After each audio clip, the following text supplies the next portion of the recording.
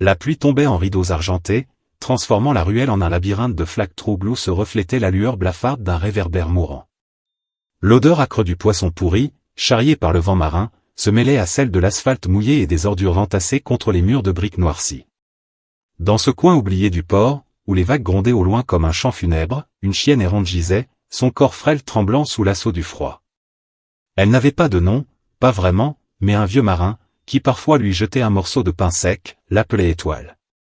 Peut-être à cause de la tache blanche en forme d'astre sur son flanc, à peine visible sous la crasse qui maculait son pelage jadis doré. Étoile respirait avec peine, chaque inspiration un combat contre la toux qui lui déchirait la poitrine. Une infection, insidieuse, s'était installée dans ses poumons depuis des semaines, peut-être des mois. Elle n'avait plus la force de courir, à peine celle de lever la tête. Pourtant, blotti contre son ventre, un chiot nouveau-né, pas plus grand qu'une main d'enfant, cherchait la chaleur de sa mère. Ses petits couinements, faibles mais insistants, étaient comme des aiguilles dans le cœur d'Étoile. Il était né il y a 3 jours, sous une planche pourrie dans un coin de la ruelle, loin des regards. Elle l'avait léché pour le réchauffer, ignorant la douleur qui lui vrillait les os, ignorant la faim qui lui tordait les entrailles. Ce chiot était tout ce qu'elle avait, le dernier fil qui la rattachait à la VIE. Et la ruelle, ce soir-là, n'était pas silencieuse. Des rires cruels, portés par le vent, ricochaient contre les murs. 3 silhouettes approchaient, leur pâlour faisant jaillir des éclaboussures dans les flaques. Des jeunes, à peine sortis de l'adolescence, leurs visages à demi cachés par des capuches trempées. Ils portaient des jeans déchirés, des baskets usées, et une lueur mauvaise dans les yeux. Le chef, Théo, un garçon au regard dur et aux lèvres pincées, tenait une pierre dans sa main, la faisant tourner comme un jouet. À ses côtés, Léo riait nerveusement, jetant des coups d'œil à Lucas, le plus jeune du trio, qui semblait mal à l'aise mais suivait malgré tout. Regarde cette loque, lança Théo, sa voix tranchante comme une lame. Il désigna Étoile d'un mouvement de menton. Elle peut à peine bouger. Pathétique.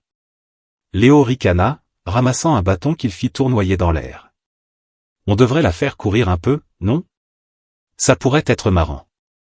Lucas, les mains enfoncées dans les poches, marmonna quelque chose d'inintelligible. Ses yeux évitaient Étoile, mais il ne pouvait s'empêcher de remarquer le chiot, à peine visible sous le corps tremblant de la chienne. Quelque chose dans ce spectacle, la fragilité de la mère, la vulnérabilité du petit le mettait mal à l'aise, mais il n'osait pas parler.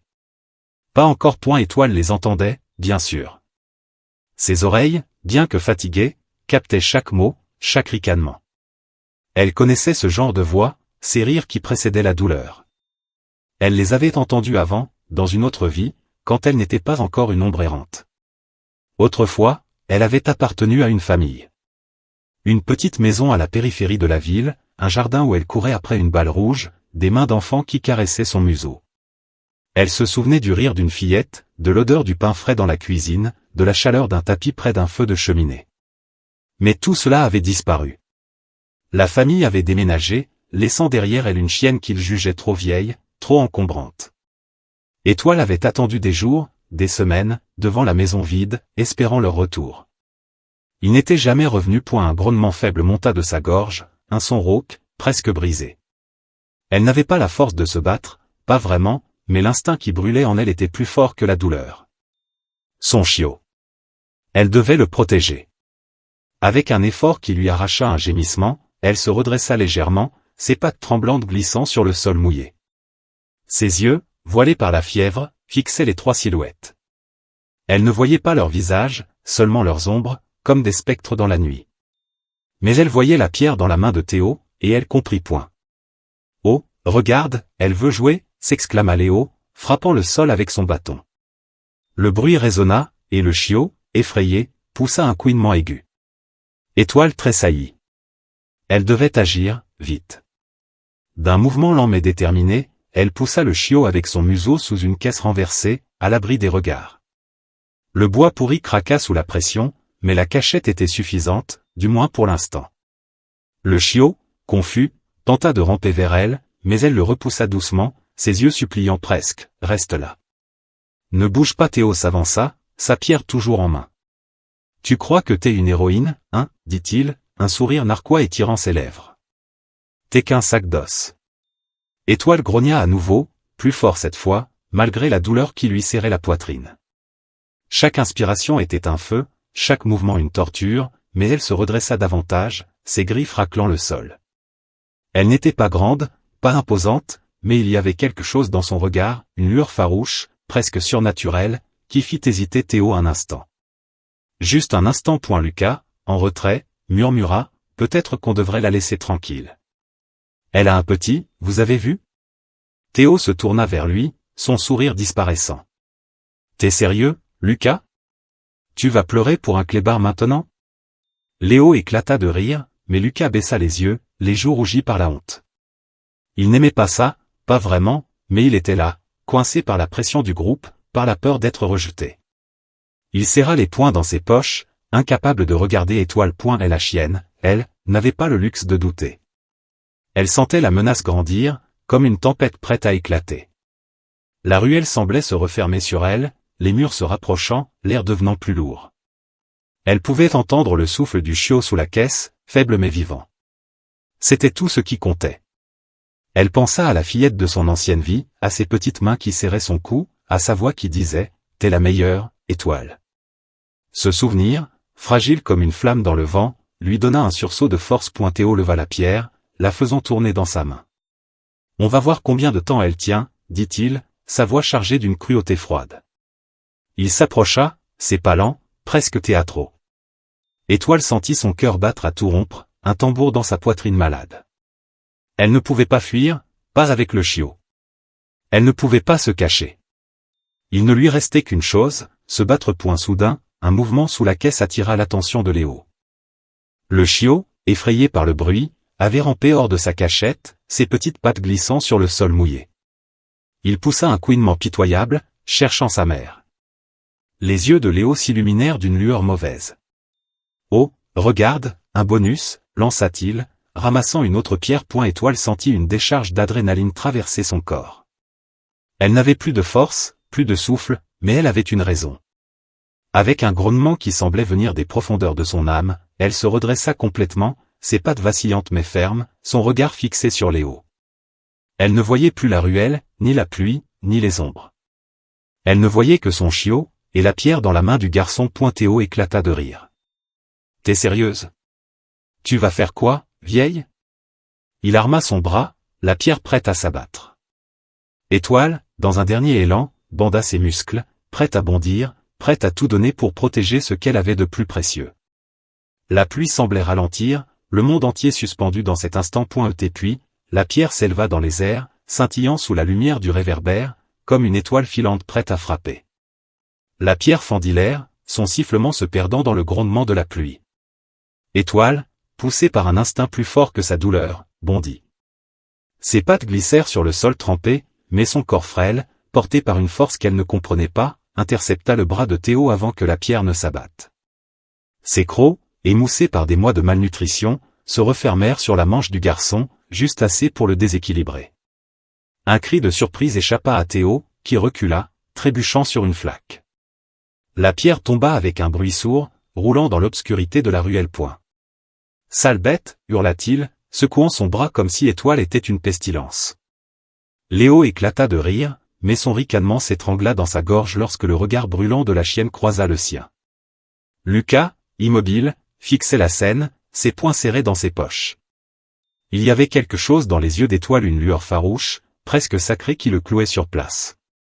Elle n'était pas qu'un animal. Elle était une mère, prête à tout. Étoile, le souffle court, tituba. Chaque mouvement était une torture. Ses poumons brûlaient, et un goût métallique envahit sa gueule. Du sang. Elle toussa, un râle profond qui fit trembler son corps. Mais elle n'avait pas le temps de s'effondrer. Son chiot, toujours à demi caché sous la caisse, couinait faiblement, ses petits yeux encore clos cherchant la chaleur de sa mère.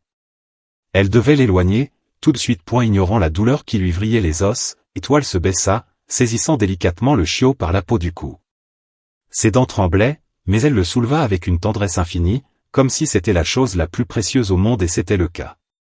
Elle tituba à nouveau, ses pattes glissant sur le sol mouillé, mais elle avança, pas après pas, vers un coin plus sombre de la ruelle. Là, à l'abri d'un amas de planches pourries et d'une vieille barque renversée, elle déposa son petit, le blottissant contre un morceau de tissu détrempé qu'elle avait trouvé la veille. Elle le lécha doucement, son museau frôlant sa fourrure fragile. « Reste là », semblait-elle murmurer, bien que sa voix ne fût qu'un grognement sourd. « Je te protégerai. » Les jeunes, momentanément déconcertés par l'audace d'Étoile, s'étaient regroupés. Théo massait son bras, son visage tordu par la colère. « Elle m'a mordu. Cette sale chienne m'a mordu, » grogna-t-il, ramassant une autre pierre. Léo, toujours armé de son bâton, tapa le sol avec un rire nerveux. « On devrait la finir, Théo. Elle croit qu'elle peut nous défier ?» Lucas, lui, restait en retrait. Ses yeux allaient d'Étoile aux autres, puis à la petite forme tremblante sous la barque. Il ouvrit la bouche pour parler, mais les mots restèrent coincés dans sa gorge. Il repensa à un chien qu'il avait eu, un bâtard nommé Max, qui dormait au pied de son lit quand il était petit. Max était mort, écrasé par une voiture, et Lucas n'avait jamais oublié la douleur de cette perte.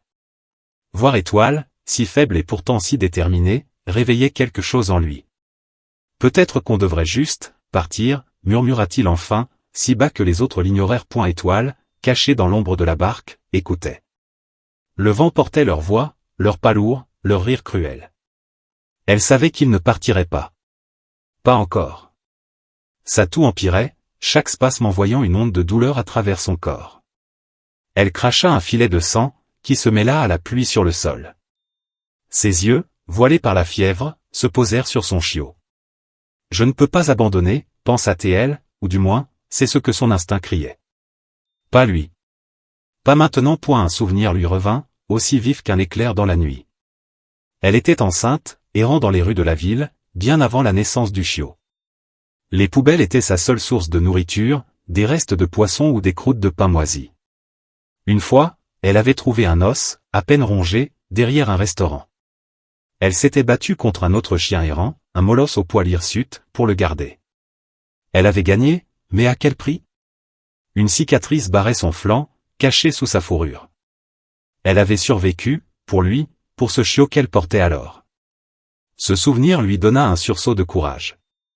Elle n'avait pas traversé tout cela pour abandonner maintenant. De l'autre côté de la ruelle, une silhouette observait, tapie dans l'ombre d'une porte délabrée. Mireille, une vieille femme aux cheveux gris noués en un chignon désordonné, serrait son manteau contre elle. Ses yeux, plissés par l'âge, brillaient d'une lueur douce mais déterminée. Ancienne vétérinaire, elle connaissait les chiens errants de ce quartier mieux que quiconque. Elle avait vu Étoile avant, cette chienne maigre mais tenace, et quelque chose dans son courage l'avait touchée. Mireille hésitait. Intervenir, c'était risquer la colère des jeunes. Mais rester immobile, c'était trahir ce qu'elle avait été, ce qu'elle avait promis à son propre chien, mort des années plus tôt. « Cette chienne a plus de cœur que vous tous », murmura-t-elle, ses mots avalés par le vent. Théo, inconscient de l'observatrice, s'avança vers la barque, sa pierre à la main. « Elle est là-dedans, je le sais », dit-il, sa voix chargée de mépris. « On va la faire sortir. » Léo tapa sur la barque avec son bâton, le bois résonnant comme un tambour. Le chiot couina, un son aigu qui trahit sa présence. Étoile tressaillit, son corps se raidissant. Elle n'avait plus de force, mais elle avait encore sa volonté. Elle se redressa, ses griffes raclant le bois pourri, et grogna, un son profond, guttural, qui semblait venir d'un autre monde. Lucas, incapable de rester silencieux plus longtemps, s'avança d'un pas. « Arrêtez, dit-il, sa voix tremblante mais ferme. Vous ne voyez pas qu'elle protège son petit? C'est pas juste. Théo se tourna vers lui, ses yeux plissés. T'es de quel côté, Lucas? T'as envie de rejoindre les Kleps, peut-être? Léo ricana, mais il y avait une tension dans l'air, une fracture dans leur groupe. Lucas ne répondit pas, ses poings serrés, ses yeux fixés sur Étoile. Il voyait la façon dont elle se tenait, prête à mourir pour son chiot. Et ça le brisait. Mireille, toujours dans l'ombre, fit un pas en avant, puis s'arrêta. Elle savait qu'elle ne pouvait pas affronter les jeunes seuls. Pas encore. Mais elle ne pouvait pas non plus laisser Étoile se battre seule. Elle ramassa une bouteille vide qui traînait près de la porte, la tenant comme une arme dérisoire. Son cœur battait fort, un mélange de peur et de détermination. Elle murmura à nouveau, comme une prière, « Tiens bon, ma belle. Tu n'es pas seule. » Étoile, elle, n'entendait pas Mireille. Elle n'entendait que les battements de son propre cœur, le couinement de son chiot, le rire cruel des jeunes. Elle sentait la fièvre la consumeur, ses forces s'évanouir. Mais elle ne pouvait pas céder. Pas maintenant. Avec un effort qui semblait arracher son âme, elle se redressa complètement, ses yeux brûlant d'une lueur farouche. Elle grogna à nouveau, un son qui fit reculer Léo d'un pas. Théo, lui, ne recula pas. Il arma son bras, prêt à lancer une autre pierre.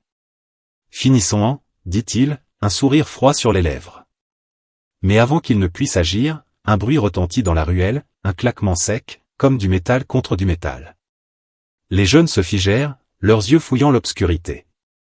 Étoile, elle, sentit une lueur d'espoir, aussi fragile qu'une flamme dans la tempête. Quelqu'un était là. Quelqu'un venait point, mais qui? Et arriverait-il à temps? Le claquement métallique résonna dans la ruelle, un son aigu et tranchant qui coupa net les rires cruels des jeunes. Théo, la pierre toujours serrée dans sa main, se figea, ses yeux fouillant l'obscurité. Léo lâcha son bâton, qui heurta le sol dans un bruit mouillé. Lucas, le cœur battant, tourna la tête vers la source du bruit, une lueur d'espoir dans son regard. Étoile, tapie près de la barque renversée, grognait doucement, son chiot blotti contre elle. Sa toux, rauque et douloureuse, faisait trembler son corps, mais elle restait alerte, ses oreilles dressées malgré la fièvre qui la consumait. Point soudain, une silhouette émergea de l'ombre, petite mais déterminée. Mireille, la vieille femme, avançait, une bouteille vide à la main, qu'elle avait frappée contre une poubelle pour créer ce vacarme. Ses cheveux gris, trempés par la pluie, collaient à son visage ridé, mais ses yeux brillaient d'une colère contenue. Elle portait un vieux manteau usé, dont les poches pendaient, alourdies par l'humidité. « Laissez-les tranquilles, lança-t-elle, sa voix tremblante mais ferme, comme un défi lancé à la nuit elle-même. Théo ricana, reprenant son aplomb. « Qu'est-ce que tu vas faire, mamie? Nous frapper avec ta bouteille ?» Il fit un pas vers elle, sa pierre toujours en main, mais Mireille ne recula pas. Elle planta ses pieds dans le sol, ses doigts serrant son arme improvisée. « J'ai vu des gamins comme vous toute ma vie, dit-elle, ses mots coupant comme le vent. Vous croyez que la cruauté vous rend fort. Mais regardez cette chienne. Elle est à moitié morte, et elle a plus de courage que vous tous réunis. » Léo éclata de rire, mais il y avait une nervosité dans son ton. Lucas, lui, baissa les yeux, ses joues rougissant sous la pluie. Les paroles de Mireille résonnaient en lui, réveillant un souvenir enfoui. Max, son vieux chien, courant dans un champ sous un ciel d'été, sa langue pendante, ses yeux pleins de joie. Lucas avait pleuré pendant des jours après sa mort, et maintenant, voir Étoile, si faible mais si déterminée, faisait remonter cette douleur. Il voulait parler, intervenir, mais la peur de trahir ses amis le paralysait. Étoile, toujours cachée, observait la scène. Son souffle était court, chaque inspiration un combat contre la douleur qui lui serrait la poitrine. Le sang qu'elle avait craché tachait le bois pourri de la barque, et elle sentait ses forces s'évanouir. Mais son chiot, lové contre son flanc, couinait doucement, ses petites pattes s'agitant comme s'il cherchait à se rapprocher d'elle. Elle le lécha, son museau frôlant sa fourrure fragile. « Tiens bon, petit », semblait-elle murmurer, bien que son grognement ne fût qu'un souffle rauque. Elle ne comprenait pas les mots de Mireille, mais elle sentait une présence, une chaleur, quelque chose qui n'était pas hostile. Pour la première fois depuis des jours, elle ne se sentait pas complètement seule. Mireille s'approcha prudemment, ses yeux passant des jeunes à la barque. Elle pouvait voir Étoile, ses flancs creusés, son pelage collé par la pluie, et le petit chiot à peine visible dans l'ombre. Son cœur se serra. Elle connaissait ce regard, celui d'un animal qui se bat pour survivre, pour protéger. Elle l'avait vu dans les yeux de son propre chien, des années plus tôt, un labrador nommé César, qui avait été son compagnon jusqu'à ce qu'une maladie l'emporte. Depuis, Mireille vivait seule, hantée par le souvenir de cette perte. Mais ce soir, face à Étoile, elle savait qu'elle ne pouvait pas rester immobile. « Écoutez, dit-elle, sa voix plus douce mais toujours ferme. Cette chienne ne vous a rien fait. Elle essaie juste de protéger son petit. Vous voulez vraiment être ceux qui lui prennent ça? » Elle s'adressait à Lucas, qu'elle avait vu hésiter, mais Théo répondit d'un ricanement. « T'es pathétique, vieille. Va-t'en avant qu'on décide de s'amuser avec toi aussi. » Mireille ignora la menace. Elle s'accroupit lentement, posant la bouteille à terre, et tendit une main tremblante vers la barque. « Viens, ma belle, murmura-t-elle à Étoile, sa voix douce comme une caresse. « Je ne te ferai pas de mal. » Étoile grogna, méfiante, ses crocs découverts. Elle ne connaissait pas cette femme, mais l'instinct lui disait que les jeunes étaient le vrai danger. Elle hésita, son regard passant de Mireille aux silhouettes menaçantes pointé haut, agacé, fit un pas en avant. Assez joué, grogna-t-il, levant sa pierre. Mais avant qu'il ne puisse agir, Lucas s'interposa, ses mains levées. « Arrête, Théo !» cria-t-il, sa voix brisant le silence de la ruelle. « Elle a raison. C'est juste un chien. Laisse-les tranquilles. » Théo se tourna vers lui, ses yeux plissés par la colère. « T'es sérieux, Lucas? T'as peur d'une vieille et d'un clébard crevé ?» Léo, mal à l'aise, se balança d'un pied sur l'autre, mais il ne dit rien. La tension dans l'air était palpable, comme un fil prêt à se rompre. Mireille profita de l'instant pour s'approcher davantage, tirant de sa poche un morceau de pain qu'elle avait gardé pour elle-même. Elle le tendit à Étoile, qui renifla l'offre, son museau frémissant. Étoile, épuisée, sentit l'odeur du pain, un parfum qui lui rappela des jours meilleurs, des jours où elle n'avait pas à fouiller les poubelles pour survivre. Mais la méfiance l'emportait. Elle grogna à nouveau, un son faible mais menaçant. Mireille ne bougea pas. « Je sais que tu as peur, » murmura-t-elle. « Mais je veux t'aider. Toi et ton petit. » Le chiot couina, un son aigu qui fit tressaillir Étoile. Elle baissa les yeux vers lui, son cœur se serrant. Il était si fragile, si dépendant d'elle. Elle n'avait pas le choix. Avec un effort qui lui arracha un gémissement, elle se redressa légèrement, permettant à Mireille de s'approcher. La vieille femme tendit une main, frôlant le pelage trempé d'Étoile. « Là, ma belle, » dit-elle doucement. « On va s'en sortir. » Mais les jeunes n'avaient pas fini.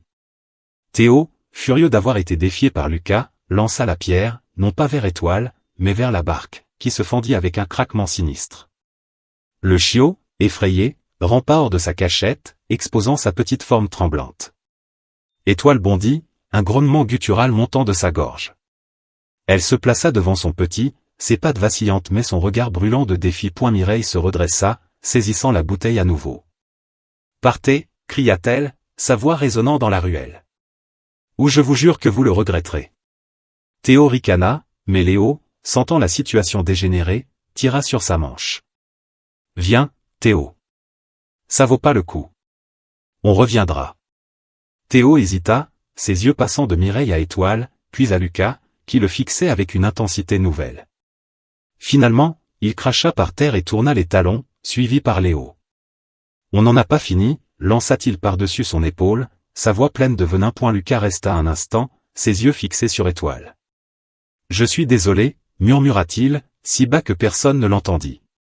Puis il suivit les autres, disparaissant dans l'obscurité. Mireille s'agenouilla près d'Étoile, ignorant la pluie qui trempait ses vêtements. Elle tendit le pain, et cette fois, Étoile, trop épuisée pour résister, le prit doucement. Elle le mâcha lentement, ses yeux ne quittant pas son chiot. Mireille sortit une bouteille d'eau de son sac et versa un peu dans sa paume, offrant à Étoile de quoi boire. La chienne lapa l'eau, chaque gorgée un répit temporaire contre la fièvre qui la consumait. Mais alors que Mireille caressait doucement le flanc d'Étoile, elle sentit la chaleur anormale de son corps, la maigreur de ses os sous le pelage. « Tu es malade, ma pauvre » murmura-t-elle, son cœur se serrant. Elle savait que sans soin, Étoile ne survivrait pas longtemps. Et le chiot, si petit, si fragile, dépendait d'elle. Un souvenir traversa l'esprit d'Étoile, un délire provoqué par la fièvre. Elle courait dans un champ, sous un ciel d'azur, ses pattes fortes, son souffle libre. Elle sentait l'herbe sous ses coussinets, entendait le rire d'une fillette. Mais le souvenir s'effaça, remplacé par le froid de la ruelle, le couinement de son chiot. Elle revint à la réalité, ses yeux fixés sur Mireille. « Viens, » dit la vieille femme, sa voix tremblante d'émotion. « Je vais vous emmener quelque part de sûr. » Elle tendit les bras, prête à soulever le chiot, mais un bruit de pas dans l'obscurité la fit se figer. Quelqu'un les suivait. Une ombre, furtive, se glissa derrière un tas d'ordures, à peine visible sous la pluie. Étoile grogna, ses instincts en alerte. Mireille serra la bouteille, son cœur battant à tout rompre. Qui était là? Et que voulait-il? La pluie s'était calmée, laissant derrière elle un silence oppressant, seulement brisé par le goutte à goutte des flaques sur le pavé. Mireille avançait dans l'obscurité, ses pas prudents sur le sol glissant, tenant Étoile contre elle. La chienne, trop faible pour résister, se laissait porter, son corps frêle tremblant sous le vieux manteau de la femme. Le chiot, soigneusement enveloppé dans un foulard usé, reposait dans les bras de Mireille, ses petits couinements à peine audibles. Étoile gardait les yeux fixés sur son petit, son souffle rauque ponctué de quintes de toux qui faisait frémir son flanc.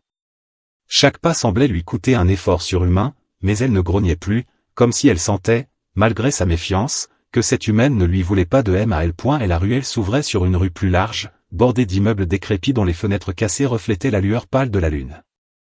Mireille habitait à quelques pâtés de maison, dans un petit appartement au rez-de-chaussée d'un bâtiment qui semblait tenir debout par miracle. L'odeur de la mer, salée et lourde, flottait encore dans l'air, mêlée à celle de l'asphalte mouillé. Mireille jetait des regards nerveux par-dessus son épaule, le bruit de pas furtifs dans l'obscurité la hantant. Quelqu'un les suivait, elle en était sûre. Mais elle n'avait pas le temps de s'arrêter. Étoile et son chiot avaient besoin d'elle, maintenant point l'appartement de Mireille était un refuge modeste, un cocon de souvenirs figé dans le temps. Lorsqu'elle poussa la porte grinçante, une bouffée d'air tiède, chargée d'une odeur de lavande et de vieux bois, enveloppa Étoile. La lumière tamisée d'une lampe à abat-jour jaunâtre révélait un intérieur encombré mais chaleureux, une table en bois rayé, un fauteuil usé, des étagères croulant sous des livres médicaux et des photos encadrées. Sur l'une d'elles, un labrador au pelage doré posait fièrement, un collier rouge autour du cou. César, le chien de Mireille, mort depuis 10 ans, mais dont la présence semblait encore hanter chaque recoin de la pièce. Le tic-tac d'une vieille horloge murale rythmait le silence, comme un cœur battant doucement dans l'ombre. Mireille posa Étoile sur un tapis élimé près du radiateur, prenant soin de ne pas brusquer la chienne. Elle déplia le foulard pour révéler le chiot, dont les yeux clos frémissaient sous la lumière. « Pauvre petit », murmura-t-elle, caressant délicatement sa tête. Elle l'appela Flamme, un nom inspiré par la petite tache rousse sur son flanc, un écho de l'étoile blanche de sa mère. Étoile, alerte malgré sa faiblesse, lécha son chiot, un geste lent mais empreint d'une tendresse infinie.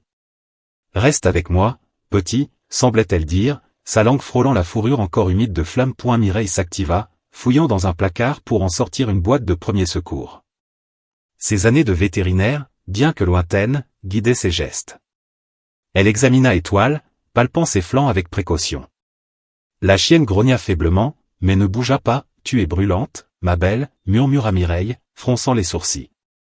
La fièvre était intense, et les côtes saillantes sous le pelage révélaient une malnutrition sévère. Pire encore, les quintes de toux d'Étoile laissaient des traces de sang sur le tapis. Une infection pulmonaire, peut-être une pneumonie. Mireille savait que sans antibiotiques, Étoile n'avait que peu de chance. Et Flamme, si jeune, montrait déjà des signes de faiblesse, ses couinements plus faibles qu'ils n'auraient dû l'être. Elle prépara une mixture de miel et d'eau chaude, un remède de fortune pour apaiser la gorge d'Étoile. Elle écrasa aussi un cachet d'aspirine, le mélangeant à un peu de viande hachée qu'elle gardait au réfrigérateur. Ça ne suffira pas, marmonna-t-elle, plus pour elle-même que pour la chienne. Mais c'est un début. Étoile renifla la nourriture, hésitante, puis l'avala lentement, ses yeux ne quittant jamais Flamme. Mireille s'assit près d'elle, posant une main douce sur son flanc. « Tu es une battante, » dit-elle, sa voix tremblante. Comme César. Pendant ce temps, à l'autre bout de la ville, dans un terrain vague jonché de canettes et de pneus crevés, Théo, Léo et Lucas s'étaient réunis. La pluie avait cessé, mais l'air restait lourd, chargé d'une tension palpable. Théo, adossé à un mur graffité, mâchonnait un cure-dent, son regard noir fixé sur Lucas. « T'as un problème, toi ?» lança-t-il, sa voix basse mais menaçante. « T'as voulu jouer les héros devant la vieille, hein ?» Lucas baissa les yeux, ses baskets raclant le sol. « J'ai juste dit qu'on devrait t'arrêter, » murmura-t-il. C'était pas nécessaire. Il revoyait Étoile, son grognement faible mais déterminé, la façon dont elle s'était dressée pour protéger son chiot. Quelque chose en lui s'était brisé dans la ruelle, une fissure dans l'armure qu'il portait pour plaire à Théo. Léo ricana, lançant une canette vide dans l'obscurité. « T'es devenu sensible, Lucas ? Tu veux adopter un clébard maintenant ?» Mais Théo ne riait pas. Il s'approcha de Lucas, son visage à quelques centimètres du sien. « T'es avec nous ou contre nous, » dit-il, chaque mot comme un coup. « Parce que si t'es contre nous, tu vas le regretter. » Lucas déglutit, son cœur battant à tout rompre.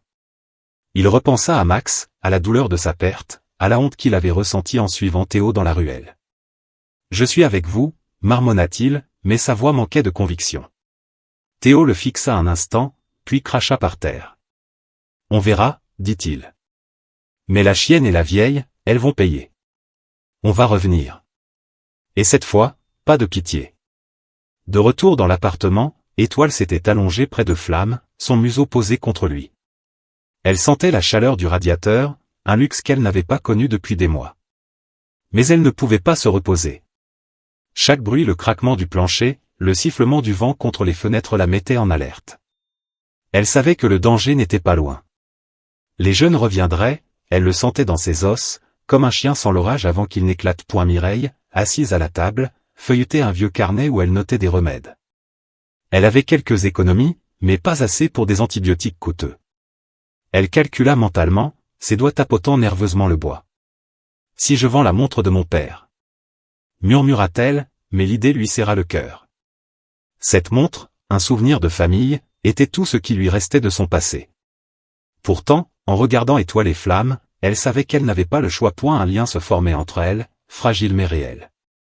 Étoile, bien que méfiante, laissait Mireille la toucher, poser une couverture sur son corps tremblant. Flamme, lui, semblait plus vif, lapant le lait que Mireille avait chauffé pour lui. Mais ses petits yeux, encore clos, s'ouvraient à peine, et ses mouvements étaient lents. Mireille fronça les sourcils. « Toi aussi, tu es malade, murmura-t-elle, caressant le chiot. Elle savait que sans sa mère, Flamme ne survivrait pas. Et Étoile. Étoile s'éteignait. Soudain, un craquement sec brisa le silence. Le bruit venait de la fenêtre, un éclat de verre qui s'éparpilla sur le sol. Mireille sursauta, saisissant un couteau de cuisine. Étoile se redressa, un grognement guttural montant de sa gorge. Flamme couina, effrayée, et Étoile le poussa sous la couverture, son corps formant un bouclier. Mireille s'approcha de la fenêtre, le cœur battant. L'obscurité dehors était impénétrable, mais elle sentit une présence, une ombre qui bougeait. Qui est là? Cria-t-elle, sa voix tremblante mais résolue. Pas de réponse. Seulement le sifflement du vent et le tic-tac incessant de l'horloge. Étoile grogna à nouveau, ses yeux brillant dans la pénombre. Mireille serra le couteau, ses mains tremblantes. Quelqu'un était entré. Quelqu'un les observait.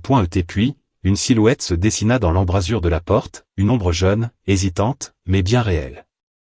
Étoile montra les crocs, prête à bondir malgré sa faiblesse.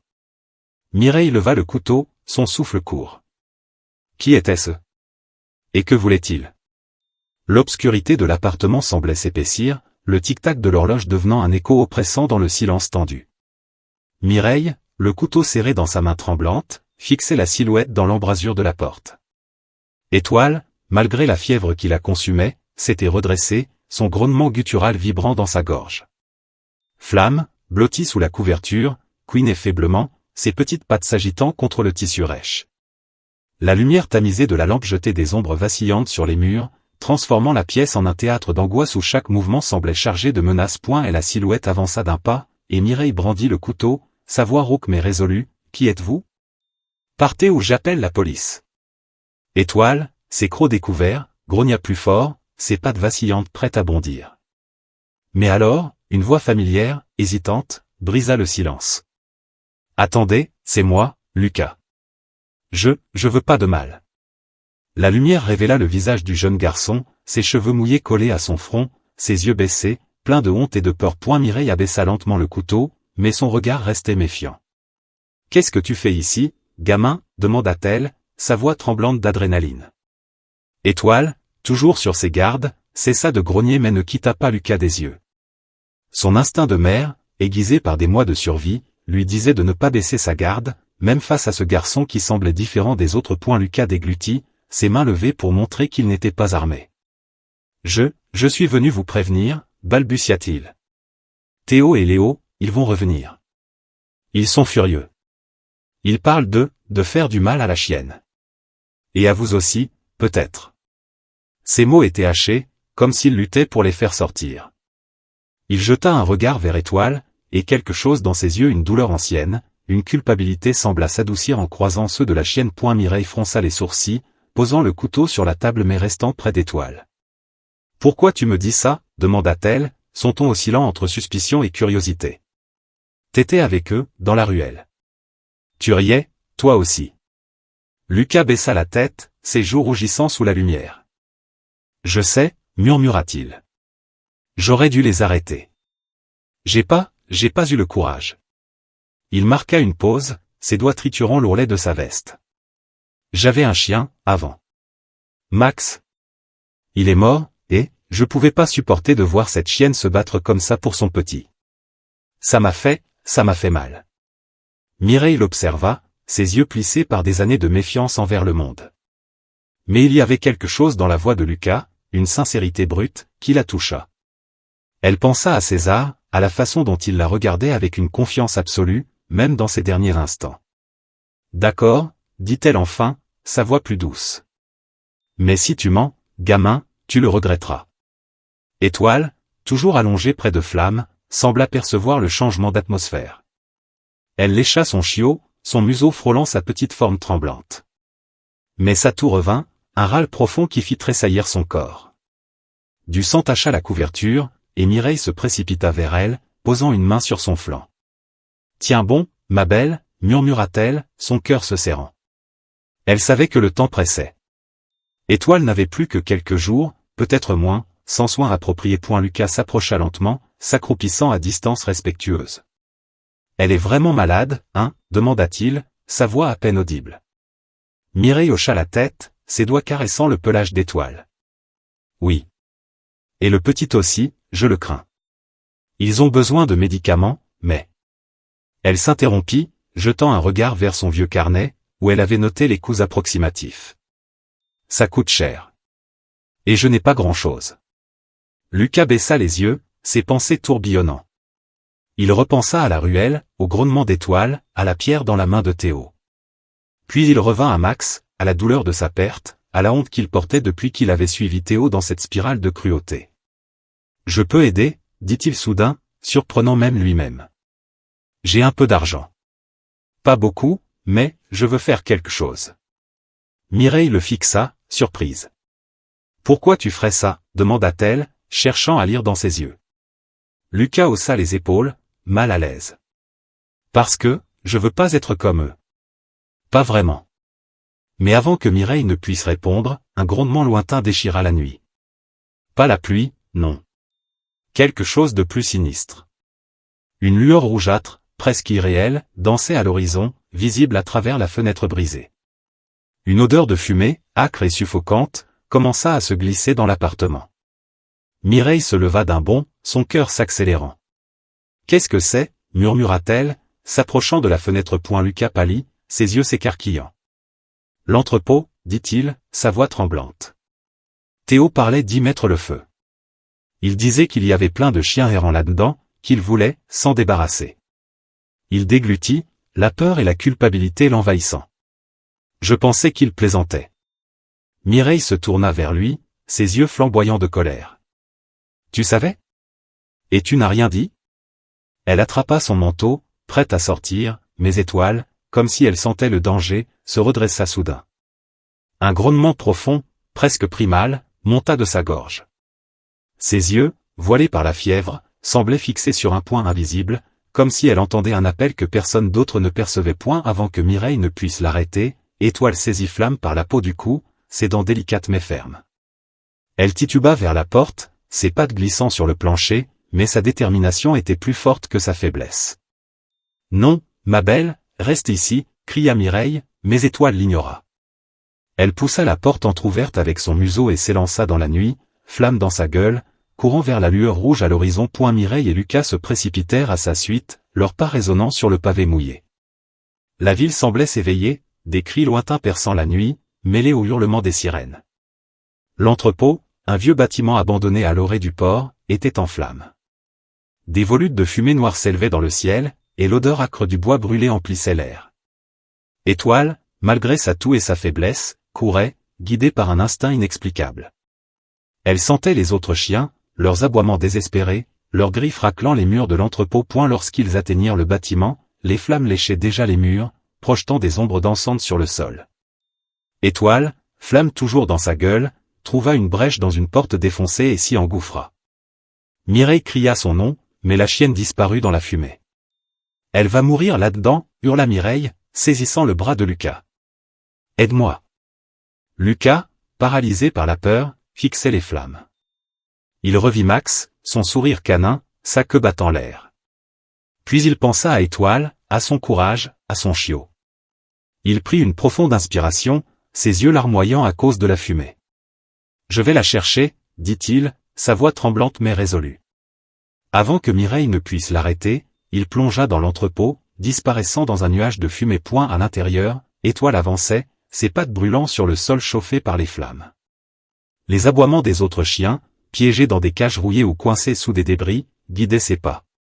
Elle déposa Flamme dans un coin à l'abri, le léchant une dernière fois avant de s'élancer vers les cris.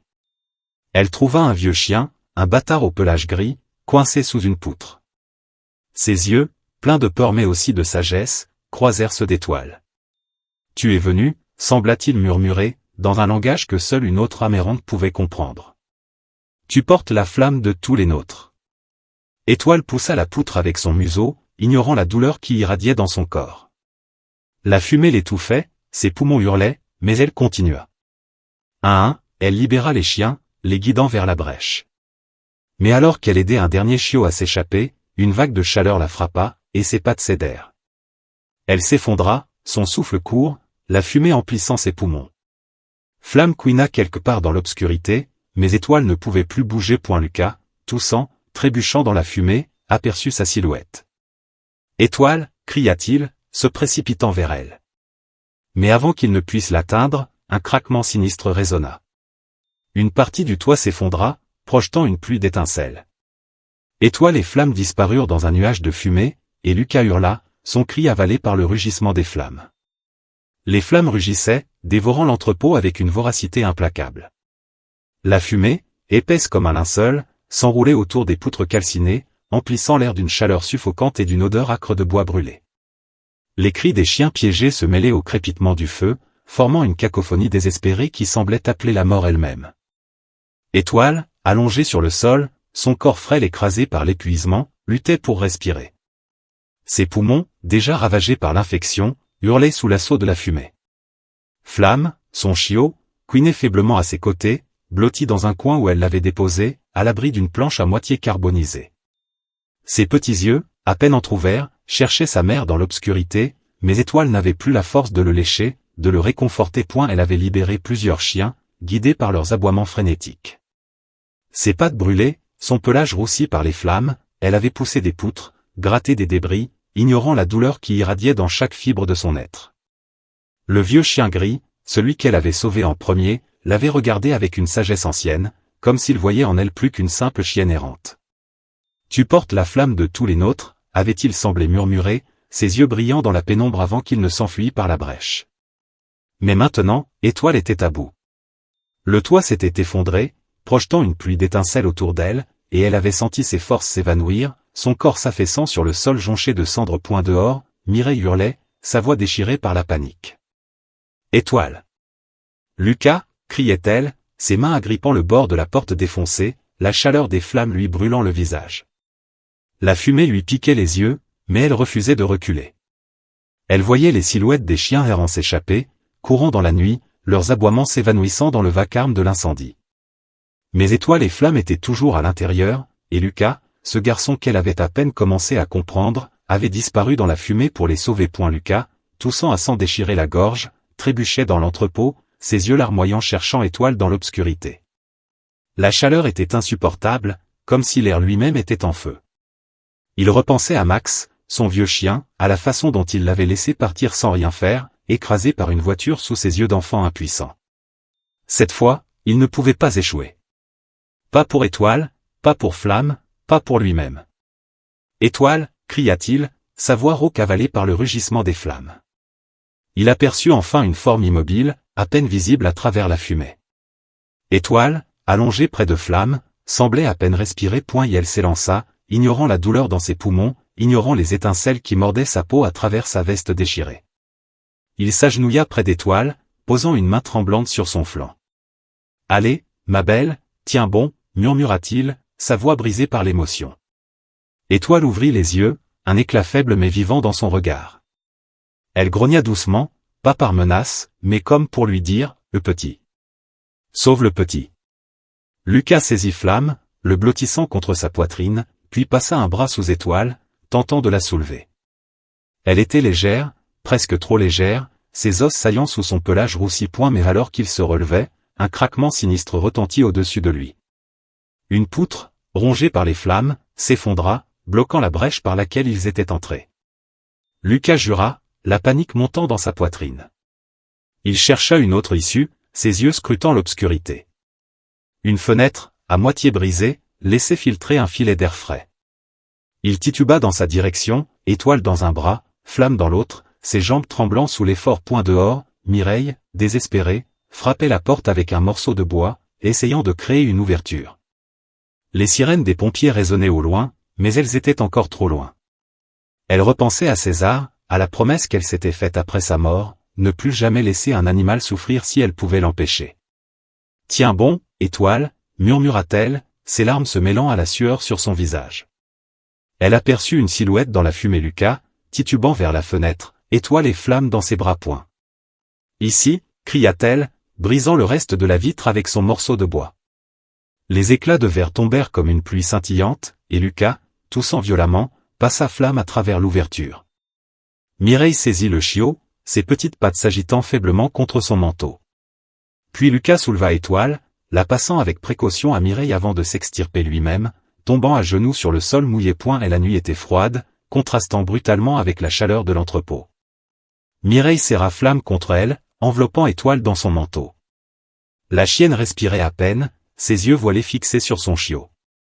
Lucas, à bout de souffle, toussa, ses mains noircies par la suie. « Ils sont vivants », murmura-t-il, plus pour se convaincre lui-même que pour Mireille.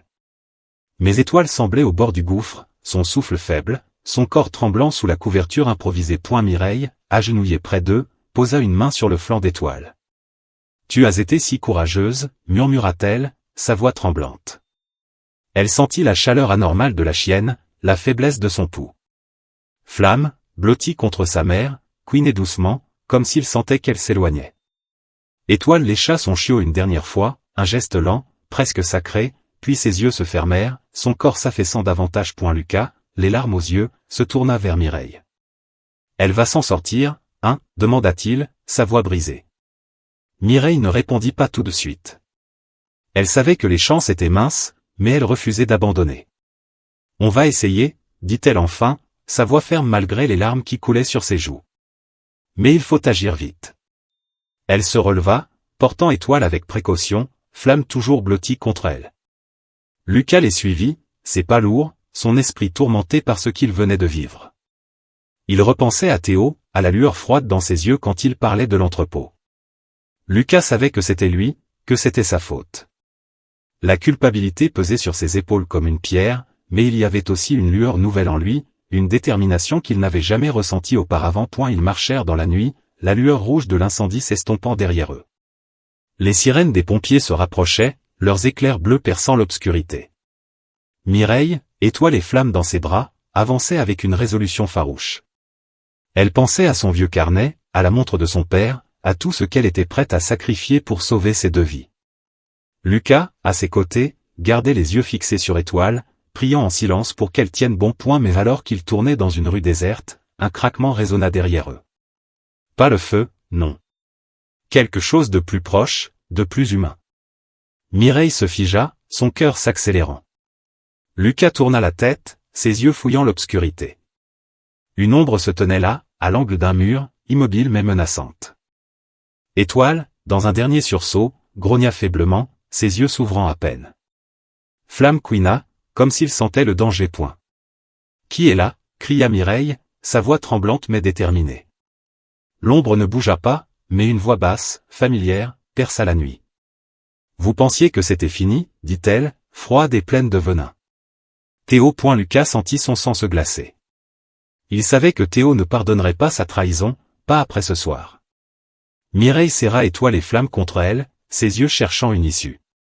Mais l'entrepôt brûlait toujours au loin, les sirènes étaient encore trop distantes, et Théo s'avançait, un sourire cruel sur les lèvres. Étoile, dans un dernier effort, leva la tête, ses yeux fixés sur son chiot.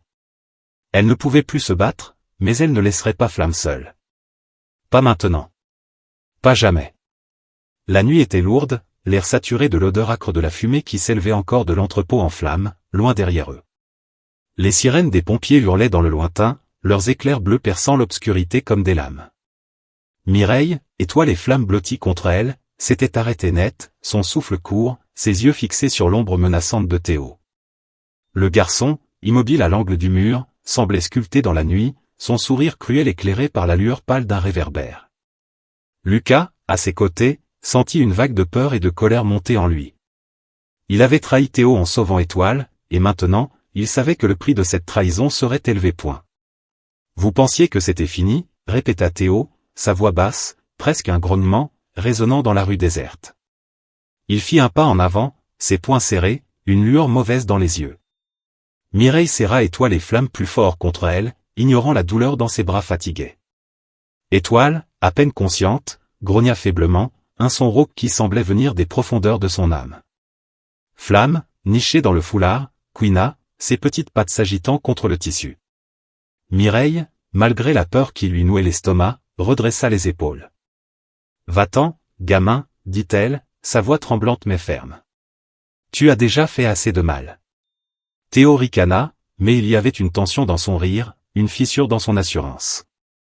Il jeta un regard à Lucas, qui se tenait entre lui et Mireille, ses poings serrés, ses yeux brillants d'une colère nouvelle. « T'es vraiment pathétique, Lucas, lança Théo, sa voix pleine de mépris. T'as choisi une vieille et un clébard mourant plutôt que nous ? Lucas ne répondit pas tout de suite. Il repensait à l'entrepôt, à la chaleur des flammes, à Étoile qui s'était dressée pour protéger son chiot malgré tout. Il revoyait Max, son vieux chien, et la douleur de sa perte. « Tu ne comprends pas, dit-il enfin, sa voix tremblante mais résolue. Elle a plus de courage que toi. Plus que nous tous. » Théo s'avança, prêt à frapper, mais les sirènes se rapprochèrent, leurs éclairs bleus illuminant la rue. Il hésita, ses yeux passant de Lucas à Mireille, puis à Étoile, dont le souffle faible mais régulier semblait défier la mort elle-même. « On se reverra, grogna-t-il, reculant dans l'ombre. Et la prochaine fois, pas de pitié. » Il disparut dans la ruelle, ses pas résonnant comme un avertissement. Mireille, toujours tremblante, se tourna vers Lucas. « Merci, murmura-t-elle, ses yeux brillants de larmes contenues. Lucas hocha la tête, incapable de parler. Il regardait Étoile, son pelage roussi, ses yeux voilés par la fièvre mais toujours fixés sur Flamme. Il savait qu'elle ne tiendrait plus longtemps.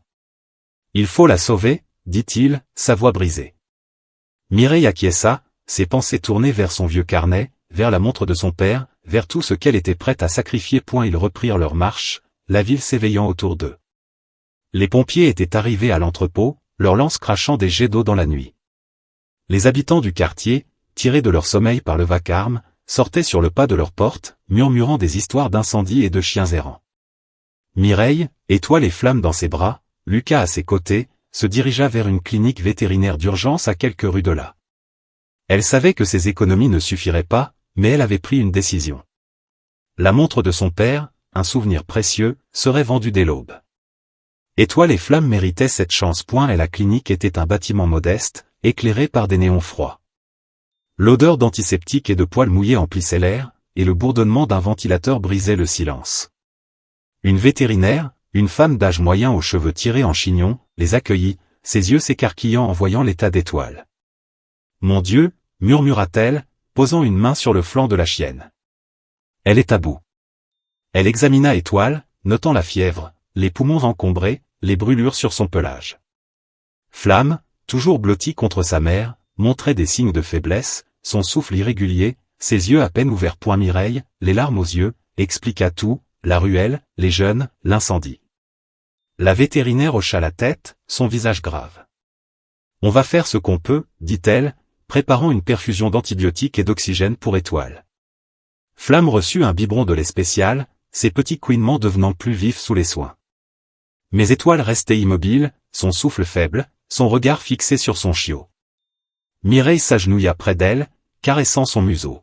« Tu as été si forte, ma belle, murmura-t-elle. Tiens bon, juste un peu plus longtemps. » Lucas, debout dans un coin, observait la scène, ses poings serrés. Il repensait à Théo, à la lueur dans ses yeux, à la cruauté qui semblait le consumeur. Il savait que ce n'était pas fini, que Théo ne pardonnerait pas. Mais il repensait aussi à Étoile, à la façon dont elle avait couru dans l'entrepôt en flammes, risquant tout pour les autres chiens. Il voulait être comme elle, pas comme Théo. Je vais chercher de l'argent, dit-il soudain, surprenant Mireille. Je vais trouver un moyen d'aider. Mireille le regarda, surprise par sa détermination. Tu n'es pas obligé, gamin, dit-elle doucement. Mais Lucas secoua la tête. Si, je le suis. Il sortit de la clinique, disparaissant dans la nuit, ses pensées tourbillonnant entre culpabilité et rédemption. Pendant ce temps, à l'autre bout de la ville, Théo et Léo s'étaient réfugiés dans un café abandonné, un repère où ils planifiaient leurs méfaits. Théo, assis sur une chaise bancale, triturait un couteau, ses yeux brûlants de rage. Lucas nous a trahis, grogna-t-il. Léo, nerveux, haussa les épaules. Il a toujours été faible, dit-il, mais sa voix manquait de conviction. Théo le fixa, un sourire froid sur les lèvres. Peut-être, dit-il. Mais il va payer. Et la vieille aussi. Et ce clébard. Mais quelque chose avait changé en Théo. Il repensait à l'entrepôt, à la lueur des flammes, à la chienne qui s'était dressée contre lui. Il n'admettrait jamais, même à lui-même, que son courage l'avait ébranlé. Il repoussa cette pensée, serrant son couteau plus fort. On va leur montrer, murmura-t-il, plus pour se convaincre que pour Léo. À la clinique, Étoile semblait reprendre un peu de force sous la perfusion. Ses yeux, bien que voilés, suivaient chaque mouvement de flamme, qui tétait avidement le biberon. Mireille, assise près d'eux, caressait la chienne, son cœur partagé entre espoir et peur. Elle savait qu'Étoile était au bord du gouffre, que chaque respiration était un combat. Mais elle voyait aussi la lueur dans ses yeux, cette flamme qui refusait de s'éteindre. Un bruit à l'entrée de la clinique la fit sursauter. Un homme, un journaliste local, entra, un carnet à la main. Il avait entendu parler de l'incendie, des chiens sauvés, de la chienne héroïque qui avait défié les flammes. C'est elle, demanda-t-il, s'approchant d'Étoile. Mireille hocha la tête, racontant l'histoire, sa voix tremblante d'émotion. Le journaliste nota tout, ses yeux brillants d'intérêt. Ça pourrait toucher beaucoup de monde, dit-il. Les gens doivent savoir. L'histoire d'Étoile commença à se répandre, d'abord dans le quartier, puis au-delà. Les habitants, émus par son courage, commencèrent à se mobiliser, apportant des dons à la clinique, proposant d'aider les chiens errants. Mireille, épuisée, sentit une lueur d'espoir. Peut-être qu'Étoile avait allumé quelque chose de plus grand qu'elle-même. Mais alors que la nuit s'achevait, Théo, seul dans une ruelle, trouva un chiot errant, blessé, gémissant sous un tas d'ordures. Il s'arrêta, son couteau toujours à la main. Le chiot leva les yeux vers lui, ses petites pattes tremblantes, son regard plein de peur mais aussi d'espoir. Théo sentit une étrange sensation dans sa poitrine, quelque chose qu'il n'avait pas ressenti depuis des années. Il pensa à Étoile, à son grognement, à sa détermination. Il pensa à l'enfant qu'il avait été, avant que la colère ne le consume. Et elle rangea son couteau, s'agenouillant près du chiot. « Qu'est-ce que je fais de toi » murmura-t-il, sa voix incertaine. Il savait qu'il devait choisir, le sauver ou l'abandonner. Et ce choix, il le savait, changerait tout. L'aube pointait à l'horizon, une lueur pâle et dorée qui perçait les nuages lourds, teintant la ville portuaire d'une douceur inattendue. La clinique vétérinaire, baignée dans l'odeur d'antiseptique et le bourdonnement discret des machines, était devenue un havre temporaire pour Étoile et Flamme.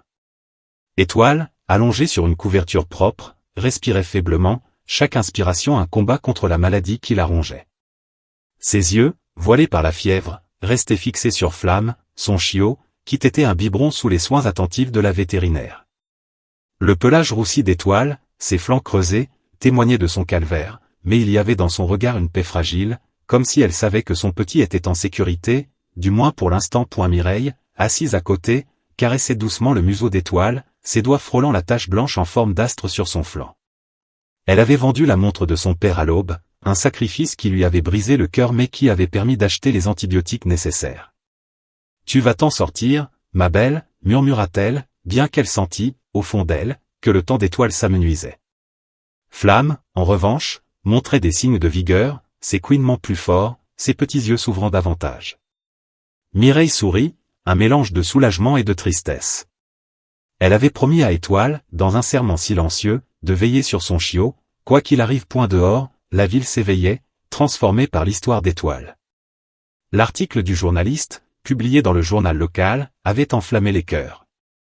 Les habitants, touchés par le courage d'une chienne errante qui avait défié les flammes pour sauver d'autres chiens, se mobilisaient. Des dons affluaient à la clinique, couverture, nourriture, même de l'argent pour soigner les animaux errants. Une femme du quartier, une boulangère aux mains calleuses, avait apporté un panier de pain frais pour le personnel de la clinique, disant avec un sourire ému, pour ceux qui sauvent des héros comme cette chienne. Un groupe de bénévoles parlait déjà de créer un refuge, un lieu où les chiens comme Étoile pourraient trouver un abri, une seconde chance. Lucas, épuisé, était revenu à la clinique après avoir passé la nuit à rassembler ce qu'il pouvait, quelques billets froissés, gagnés en vendant des vieux vêtements au marché. Il s'était assis dans un coin, observant Étoile et Flamme, ses yeux rougis par la fatigue et la culpabilité. Il repensait à l'entrepôt, à la fumée, à la façon dont Étoile s'était dressée contre tout, même contre la mort. « Je suis désolé », murmura-t-il, si bas que seule Étoile sembla l'entendre. Elle tourna légèrement la tête, ses yeux croisant les siens, et pendant un instant, il crut y voir un pardon, une compréhension qu'aucun mot ne pouvait exprimer. Mais ailleurs, dans l'ombre d'une ruelle, Théo était seul, agenouillé près du chiot blessé qu'il avait trouvé sous un tas d'ordures. Le petit animal, un bâtard au pelage noir taché de boue, gémissait faiblement, une patte tordue par une blessure ancienne. Théo, son couteau toujours dans sa poche, fixait le chiot, son cœur battant à tout rompre. Il repensait à Étoile, à son grognement dans la ruelle, à la lueur farouche dans ses yeux.